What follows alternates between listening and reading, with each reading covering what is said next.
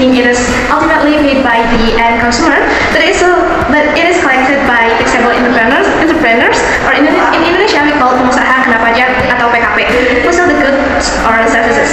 VAT is applied at every stage of production and distribution, from producer to end consumer, with the aim of taxing the added value created at each stage. Okay, the increase of VAT to 12% in Indonesia will have various impacts on society, business, and the economy. First, impact on consumers. Increase the price of goods and services. Goods and services that are subject to VAT will experience an increase in price, which can reduce people's purchasing power, especially the low-income group. Inflation. An increase in VAT has the potential to increase inflation, especially on price-sensitive daily consumer goods. Number 2, impact of business. Operating expenses increase. Companies will have to adjust their product price, which may affect demand and profitability, especially for highly competitive sector. Second one is decreased competitiveness. Price increase due to VAT can make local products less competitive against imported goods if not offset by the tax incentive.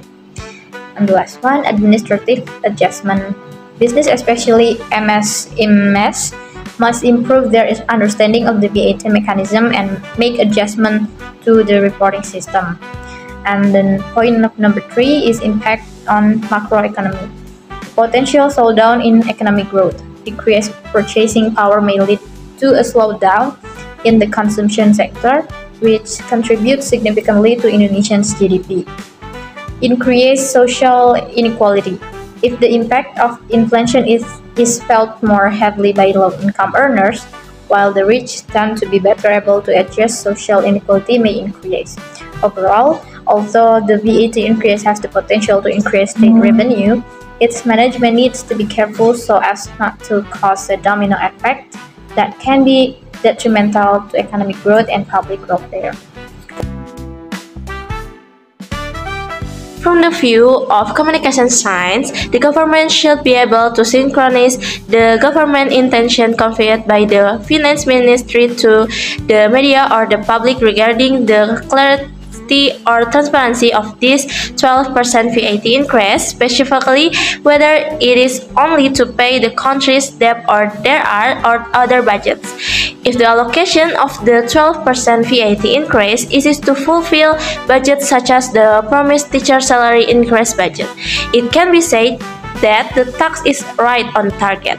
According the research person, another alternative increase that revenue is to increase import tariff and start dominantly using export goods. As a country rich in human research and natural research, there are many ways to increase state revenue, such as a percentage the tourism aspect. Hi, I am Ahmad Chauki. From the perspective of public communication to restore public trust or eliminate public skepticism about the increase in VAT, the role of the media is needed to provide news or content related to the use of text in Indonesia so far. The use of good and appropriate text will certainly not cause conflict or public distrust of the government, but this cannot be conveyed if the government of the media does not publish openly to the public. Transparency related to text or state covers have now been conveyed to public, thus affecting the level of public trust in the government. Thank you. Impact of VAT increase according to source. However, on the other hand, if it is only to increase income, then it is considered less creative because there are many other alternatives to increase state income. The increase in VAT of 12% is considered to have a negative impact on people's purchasing power, especially vulnerable poor groups. This widening the economic gap as an alternative, increasing import traffic and strengthening export are considered more effective in increasing state income without burdening the lower classes. From the result of the interview, there are solutions provided by the government other than increasing VAT by 12%. The first one, expenditure efficiency. To achieve optimal output, the government needs to improve allocation efficiency, ensure that state spending is in line with sector needs and priorities, and improve technical and economic efficiency in program implementation. The second, debt renegotiation. With the high debt interest burden, the government can undertake debt renegotiation to reduce pressure on the budget. This is important to manage debt servicing, which currently absorbs a large proportion of state revenue. The third, increasing non-tax state revenue. Increase non-tax revenue through better management of state assets, such as optimizing state-owned goods and increasing revenue from the natural resource sector. The fourth, tax policy reform. Reforming the tax system to improve compliance and broaden the tax base, including incentive for small and medium enterprises to register as taxpayers. The fifth, sustainable infrastructure development.